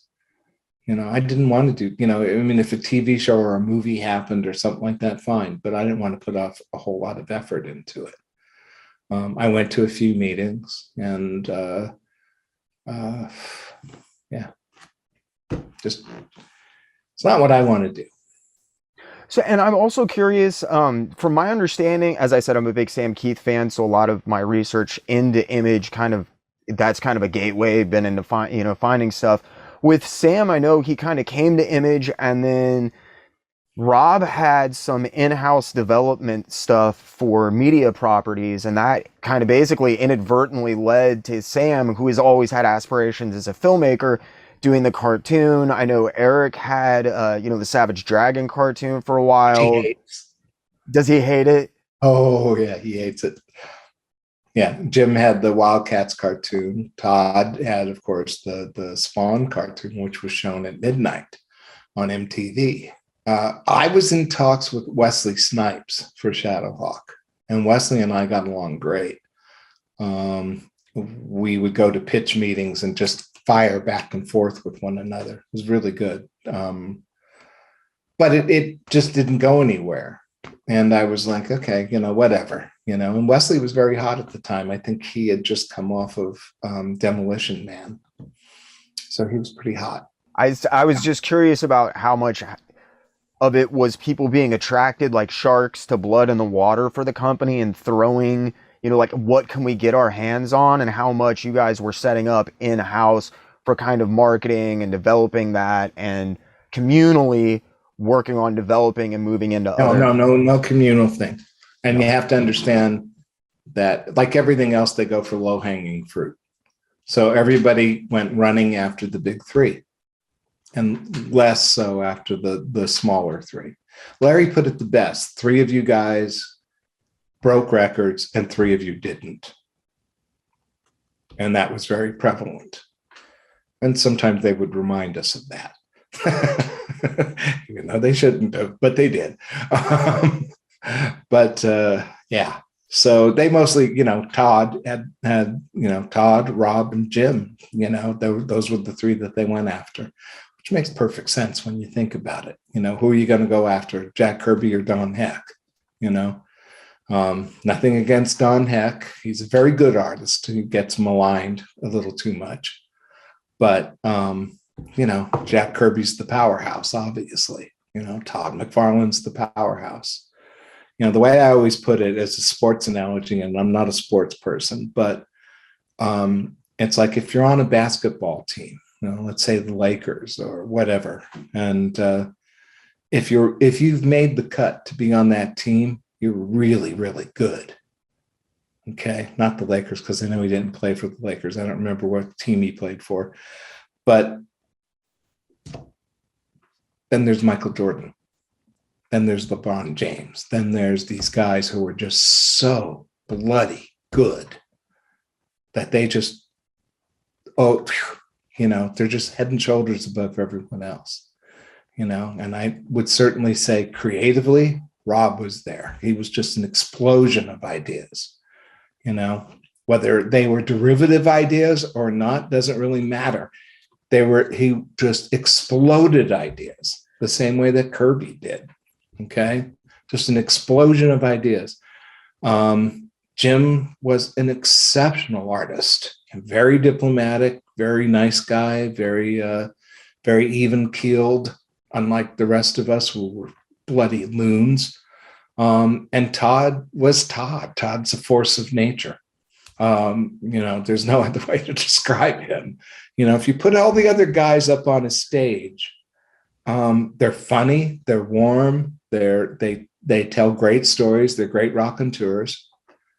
But you put Todd up on the stage, even with all the rest of us, and like we have bets how long he's going to take before he grabs the microphone and starts, doing his thing. Starts going out into the audience like Phil Donahue and sitting on people's laps, which he does. And he gets away with it. It's like none of the rest of us could do that, but Todd can. And I don't know why, but, there you go. It's just the way he is, it's like, yeah. That's a perfect. We do take bets, 5 minutes. I give him 5 minutes. No, 3. No, it'll be 3. No, 5. No, 5. Okay. No. Then we hit each other, There he goes. Oh, he's got his boxing shorts and no shirt on. I think him and Peter David are going to go at it again. You guys want to go get some popcorn and watch this go down?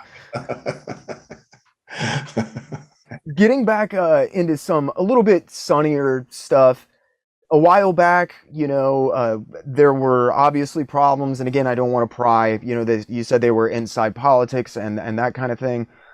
that stuff, was obviously resolved enough to a certain extent that, from what I understand, having a lot to do with Robert Kirkman kind of wanting to bring everybody back together as the founding fathers. Rob was brought back to Image. Can you talk a little bit about that? Well, Rob was brought back. Jim wasn't. But Rob, Excuse me. Did I say Jim? I'm sorry. Yeah, I no, meant no, you Rob. said everybody. Rob was going to do, and Rob and Robert had become close, and Rob was going to do a book for some other publisher, and that just offended. You got to remember, Robert was 11 years old when we started. Okay, he was an Image kid. Okay, and to Robert, that just, that will not do. It's like, no, you have to do Youngblood at Image. So he asked everyone, he literally asked everyone, we want to bring Rob back and do Youngblood, what do you think? And everybody was like, yeah, sure, yes. Time wounds all heals. And eventually you get over it, time passes and, old wounds heal up and, So to me, it was a joyous occasion, to bring Rob back. I thought it was great. We're coming up with the 30th anniversary. I imagine tomorrow I'm going to be talking with Eric about, what are we going to do? Are we going to appear somewhere together again? Because like we did on our 25th anniversary. I would love to see both Rob and Jim and Wills join us, for the 30th anniversary. I think it would be, it would be a good thing for us. It would be a good thing for the fans. It would be nice to see, because, everybody's getting older,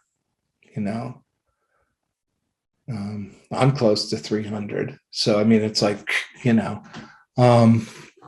God knows, that, there may be a 50th anniversary. There may be a 60th anniversary. I won't be around, because they've said I can't live past 400. So, it's like, I'm fucked.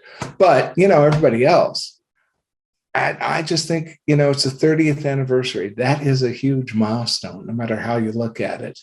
And for Image being what it is, for all of us to come together for that anniversary, I just think that would be just awesome. And I hope we can. I hope we do. But we'll have to see.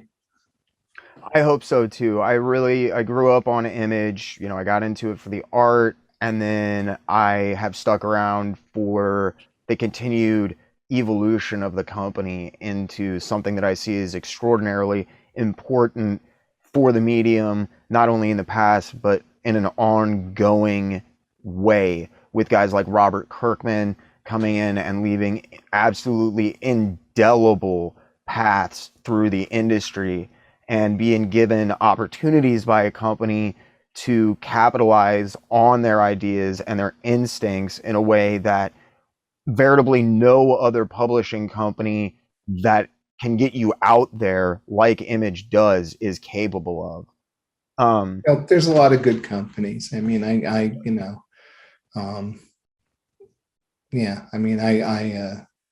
unlike everyone else, I know that there are competitors on one level, but I think, Boom and Dark Horse and IDW and all the rest of them, they all do fine work, and I got nothing against any of them.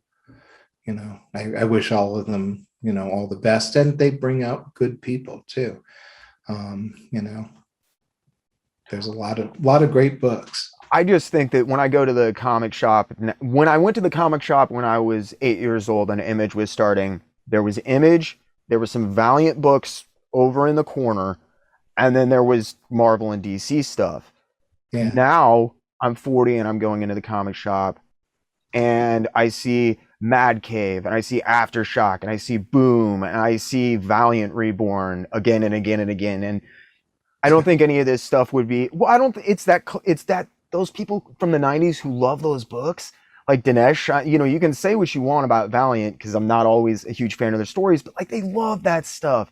They keep Sure. bringing it back, and it's so amazing. And I see that as like this big part of Image's lasting legacy and contribution in this medium is like proving if you love what you do and you have the drive and you're willing to fall on your face and realize that sometimes even that is moving forward, and then get up and dust yourself off and not complain about it and keep going, that if given just a little bit of luck, you can actually make something artistically valid that also you can get out to a more mass market. You don't have to be DC or Marvel. And seeing No, no, you're right. And, I think one thing that people have to understand is it doesn't have to be an either or equation. You can like Image, you can like Valiant, you can like whatever it is that you like. You can like a whole multitude. And the more it's like reading, the more you read, the more different things that you read, the better off you are. The more you learn, the more you're able to adapt to. And it's the same thing. If you like Valiant's work, that doesn't mean that you can't like a Fantagraphics book, or you can't like an Image book, or a Drawn and Quarterly, or an IDW, or an Oni, or whatever. Like the book. Not when I took over Image, my goal was you may not like every single book we publish, and that's perfectly okay. You don't have to like every book we publish. We just want to publish a book that somebody will like, and that hopefully it's a wider spectrum. And I got that literally from Denny Lubert, because that was her whole thing with Renegade Press. She tried to create as diverse a company as humanly possible. And she did. She did. And there were songs, there were books that she published that just did not appeal to me at all. But they appealed to somebody else. And that was perfectly fine. And that's the way I approach things. It's like, you're not going to like every book that I do, or every book that Image does. You shouldn't. But hopefully there's a book there that you do like, or, several books that you do like that appeal to you, that you're enjoying. That I just read a book called Blue and Green, which I'd never heard of the artist before. I understand he just won an Eisner Award, and deservedly so. Beautiful artwork. And I never read the writer before, but the story was engrossing and it kept me involved. And, it's like I've read a bazillion comics. It's very hard to get me involved or get me excited about a piece of work. This did. It was that good. It was way up there, in my opinion. But it might not appeal to it's certainly not going to appeal to a kid, which is okay. That there's nothing wrong with that. I think that's a good thing. I think that there should be books that appeal to everybody, but that not all books should attempt to appeal to all people. Exactly. And it's an unwinnable war. And that's one of the things when, at the very start where I talked to you about your independent work and dealing with people and learning about the industry and your interactions and your friendships with these people and how that had affected your outlook and Image work, that was one of the things that I was very curious about. And it's really cool to hear you bring up Renegade. You're like, I went in there and, Lubert this is how Renegade set my mind up and kind of open my horizons a little bit. And that's kind of what I was driving at with your independent stuff, maybe giving you a little bit of a broader scope than some of the other guys who were younger and just didn't have that amount of time and exposure in the industry and that kind of stuff. Well, we have to remember Eric Larson started out with Megaton. Oh yeah, Gary Carlson. Gary Carlson, which later became Big Bang Comics. Right, which both Eric and I were very strong proponents on. Me because it was fun, and Eric because they were good friends, and that's basically where he started first getting published.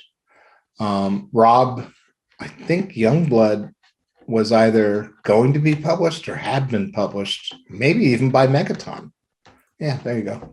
Issue after this one. There's an ad for Yeah. it. So they had both dipped their toes in. I'm not sure about Mark and Jim or Todd. It's so hard to say.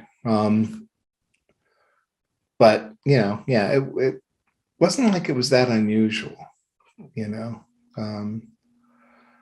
So I just had a broader experience, I guess. I did it for more years than anyone else. I was going to say, and I just spoke with Bill Mesner Loebs a little while ago. Max, as I've stated, and I'm sure it's quite obvious, played a big part in my life. But like that was one of the things that Bill talked about, was that coming in with that kind of background experience, that was more of what he brought to the game with the Max. So I was very curious, working with Sam, who is, relatively newer to the industry in a lot of ways, even though they came up like simultaneously throughout. I was curious, you brought up Bill earlier. I didn't know have you guys worked on anything together? Did you guys do any projects together? We did a crossover with Journey and Normal Man. How have I never heard of that? That's crazy. I love Journey. Wolverine McAllister, man. Yeah, Journey 13, I think. I penciled Normal Man, or I drew Normal Man on the cover, and he drew Wolverine McAllister. So he drew the issue with Normal Man in it. What happened was at PetuniaCon, there was this convention called PetuniaCon, and it had more guests than it did attendees. But a whole lot of us got to meet and talk with one another there. So we had an Aardvark Vanaheim meeting, which was Arn, or Kathleen as she's known now, and Bill and Joshua Quagmire and Dave and Denny and me. And we were talking about doing something together as a company. Well, Bill Shanus, which I just told him this not too long ago, came in with a coverless copy of Alien Worlds in 3D. And we all went, let's do a short story and do it in 3D. And that's how AV in 3D was born, which had everybody in it. And 4 pages, in 3D, which Rayzone, I believe, I'm pretty sure, did the 3D separations. So I'm in a room with Bill and Nadine and a couple of other people, and Nadine was telling me that they really wanted to do some crossovers, but they didn't think anybody would do it. And I said, I'll do it. So that'll be fun. And we had just made this thing about switching books, which would later happen with Image, oddly enough. But we were on this panel and we talked about switching books, and I made the joke that I was going to do Journey because I've never been outside. So, which would be the perfect book for me, and Arn was going to take over Normal Man because he's never read a superhero comic. So it'll be great, that, we would do books that we were the least qualified for. And we didn't do that, but at any rate, Journey happened, and in Normal Man number 8, I think it was, with the Frank Frazetta spoof cover, Wolverine McAllister showed up as Norm's Obi-Wan Kenobi, and the story was called Misery in Space. So yeah, if you go back and look, Journey number 13, and I think Normal Man number 8 or something like that. Yeah, there was a crossover. Oh, that's awesome. Which Gary Groth just hated, because he hated Normal Man. He hated me, and the feeling was mutual. Yeah. I know it has been a extremely long time. I don't want to keep you much longer. I'm sorry to have kept you for so long. I do have one more. I was just going to ask really quickly about kind of Robert Kirkman joining Image and his kind of growth and the evolution and what you've seen happen with him and the company, and kind of that I don't want to call it a fanboy mindset, but it is somebody who grew up on Image, and you can feel the gratification in his soul when he sees Rob Liefeld on a stage with the other founding fathers. It's the same smile that I get when my daughter does something that impresses me. And I love that about Rob. And I was curious, as someone who knew him when he started, when he was struggling and wasn't always having big hits, what your take and what you saw with the evolution of growth. Well, what I saw, Robert did a lot of things that were very, very smart. He's a smart guy. He kept at it. Like I said, he was very tenacious, and he just would not say die. It was just not in his vocabulary, which I admire greatly. He got to know each of us. I know he and I would usually have dinner on Sunday nights during Comic-Con. And we would get to know one another a bit.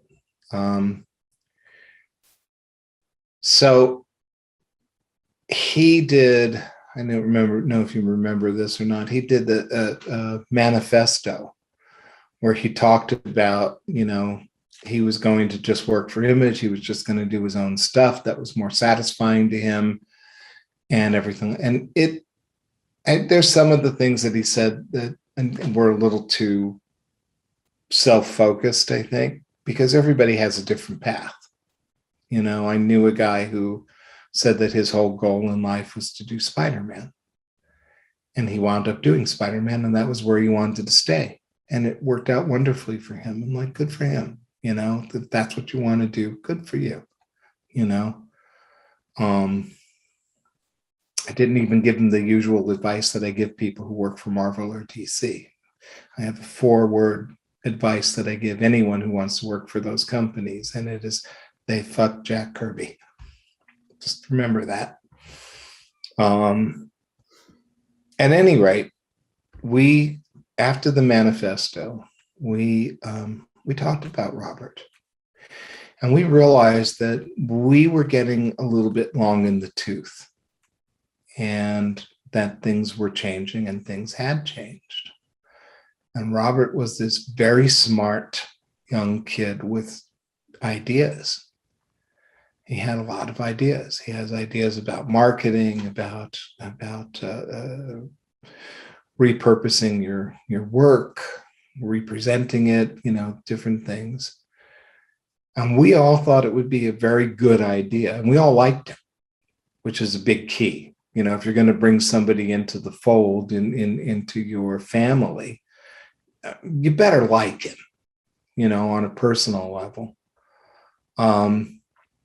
And we all realized we probably needed a younger point of view, a point of view coming at it from a different angle than the rest of us were coming at it. And we offered, we had a dinner. We brought Robert to the dinner. I think it was pretty much all of us at the time, which there was only 4 of us, I think. I'm not sure if Eric Stevenson was there. I know he wasn't a partner at the time, but it was Todd and Eric Larson, myself, I think Mark. And we brought in Robert to the dinner, and we offered it to him, which he was pretty gobsmacked about. He said he really didn't expect it. And that he was wondering why the hell we all invited him to dinner with all of us. I think he said he thought he was going to get shit canned. At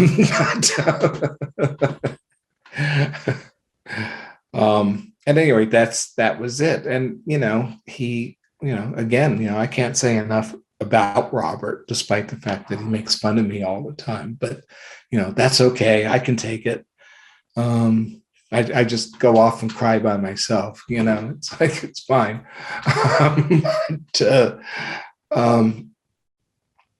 And he's done great, I think, by Image, and I think he's done great by himself. And I think that he has brought in that different perspective that I think was really necessary at that time. And then, of course, Eric Stevenson. I brought Eric Stevenson into comics. When I met him, he was a fan looking for a way to break in. And so he interviewed me for, I don't think he had the assignment, but he figured he could interview me and sell it to Wizard. And there were screw ups with the interview. It took 3 different tries to get it, but I liked Eric. And I gave him, even though I wasn't supposed to, my editor didn't know it, but I gave him his first writing gig on a Guardians of the Galaxy annual. And I told him, what to do, what the story would kind of be about. And then he said I was just brutal with him, that going through it. I think he said I went through it a couple of times with him. But he learned a lot. He learned about story, and he learned about how you do it and why you do things a certain way and all that kind of stuff. So when Eric took over, and Eric's been with the company on one level or another for a very long time. And he's done a great job as the publisher. So we decided the best way to punish him for the good job he did was make him a partner. And so that's what we did. So he was stupid and he accepted it. And, there you go. The rest is history, or will be someday, maybe. But anyways, that's what I have to say about Robert. I think he's done a great job. I think he's done a wonderful job with the company, and I also have always felt like him and Eric both did really good jobs of kind of continuing on with the legacy that you left with the company of kind of expansion and that knowledge of, like, for every 100 people that are buying that first issue, you're going to get one person that sticks with you. So make that first issue something that they want to read. Give it a good story, give it good art, make it good all around. Don't be like Jim Shooter and concentrate only on art, or only on story, and don't go the complete opposite direction and just do only art. And Images continually manage not only toe the line, but expand the boundaries, I think, of what people see as possible and acceptable in mainstream comics. And I've always seen you as an inordinately large part of that legacy. Well, thanks. I think I came up with a tagline that a book for every reader. And what I meant about that was, hopefully we'll have a book for you that speaks to you like the Max did. You may not like this book, but hopefully we can find a book that will fit you, that you will like, that will mean something to you. And I think that's really important. That's a publisher's job. A publisher's job is to publish. It's to find different books that appeal to different people. And if you have enough of them, you can be successful. If you screw up and don't have any, because you're so narrow focused or whatever it is, well, usually those people don't last. There was a guy a few years ago who threw an awful lot of money behind a bunch of books that he wanted to publish. And he got some very good, talented people to work on his books, but he was so megalomaniacal and so narrow focused on what he wanted to do that the company could only fail. And that was a shame, But, it was his choice and his company, and that's what he did. So. Well, I applaud you for going in the exact opposite direction. I think it's had a very positive and important effect on not just Image, but the entire industry as well. And I can see that continuing as a ripple moving forward as comics continue to evolve. Well, I hope so. Well, seriously, from the bottom of my heart, thank you so much for doing this interview and humoring me for 2 long hours. I'm so sorry to have kept you on the hot spot for so long, man. Don't worry about it. No worries. And honestly, as that little 10-year-old kid that ran into you and you gave those comics to, like, thank you, man.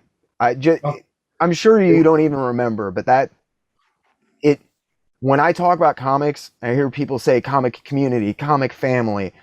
That is what comes to mind. Looking up at you and this stack of comics that mean more to me than any other comic that I could ever acquire. Oh, So, thanks. But you know, I don't remember this morning, so you know, it's like it's okay. And as far as the 2 hours go, you know, it keeps me off the street. You know, it keeps those restraining orders down to a minimum. You know, it's like it's fine. You know, when it's all good.